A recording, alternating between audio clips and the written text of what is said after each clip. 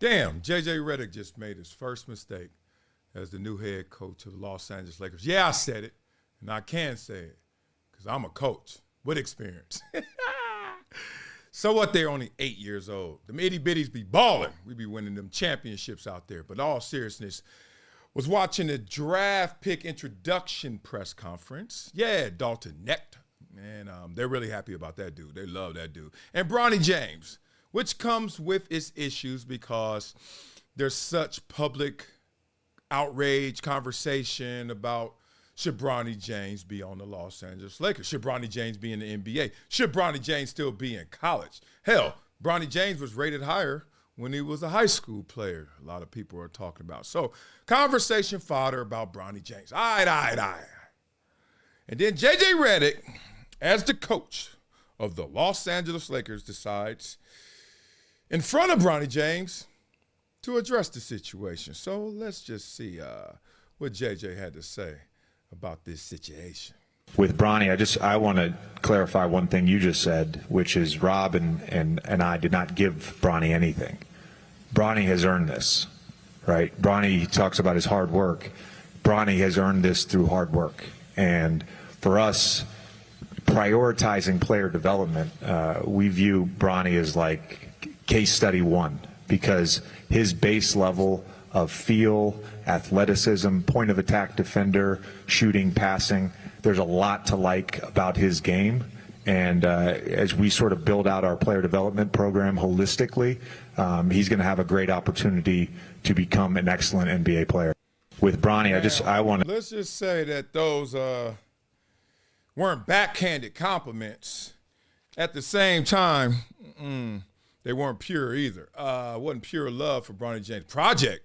You think there's good times? You could project. What do you think? You put me in a JV or something? It sounded like he was igniting them, or he was putting them in a position where, Bronny, you ain't ready. Holistic approach to Bronny James's development. Name some positive attributes. All that said, it didn't sound like it was something that needed to be said in that moment. You didn't help the situation. To me, you hurt it. Now, let me tell you why. Because he got a little loose with the word earn.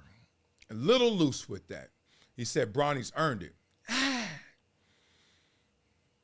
I love the story. I love LeBron having his son in the NBA with him. Just to have your birth certificates match up close enough where your skills are still close enough where, damn it, we still can play the game together. We can play the game together. That's insane.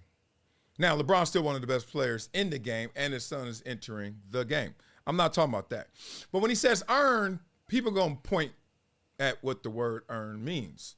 And they're going to always go back to the most recent production. They're not going to go back to your glory days, glory years, your Al Bundy moments. They're going to go back to when we saw you last. And when we saw him last, it wasn't the best, right? We all know that. So, choice words here, nitpicking a little bit, but earn. Now, you got to understand that when you get drafted, it's not just based on what you earn. I went to a small school. I didn't earn all SEC. I didn't earn All-American on the 1A level. I was All-American on AA. But you don't have to say, I earned it. You also can say, well, you went to a small school, but his potential. You can hide way better behind the word potential than you can behind the word earn. He decided to go earn. All right, just putting that to the side, because that ain't his worst offense right there. Now, what I also saw was him giving power to things that were outside the room.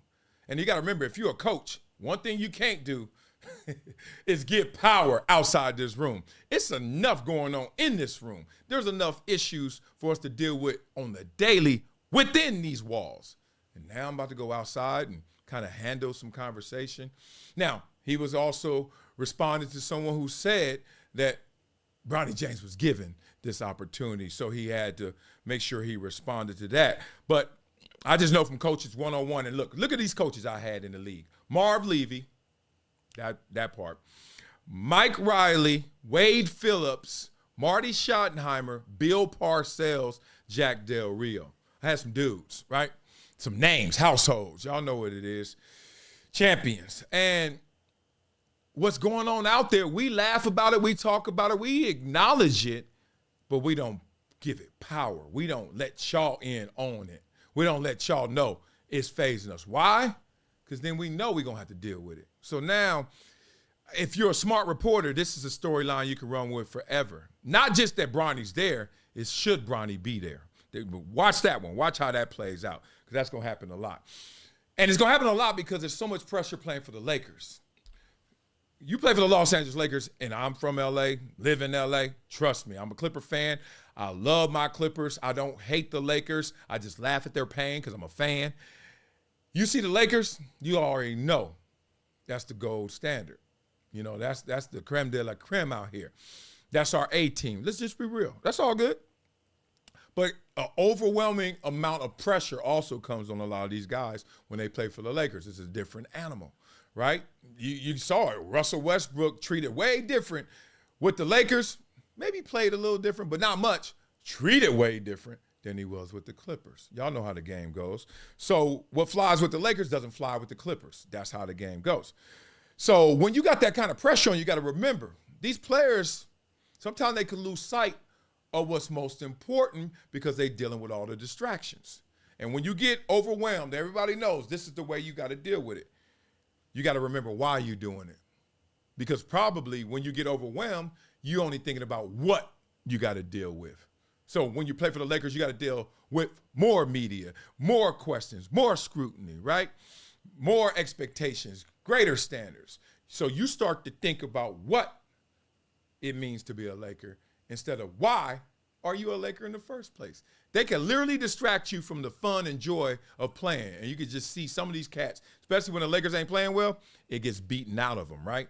So, man, if I'm JJ, and I know he got that media background or still media in him, but you're going to have to, you ain't got to talk about everything, dog. You a coach. This ain't first take, homie.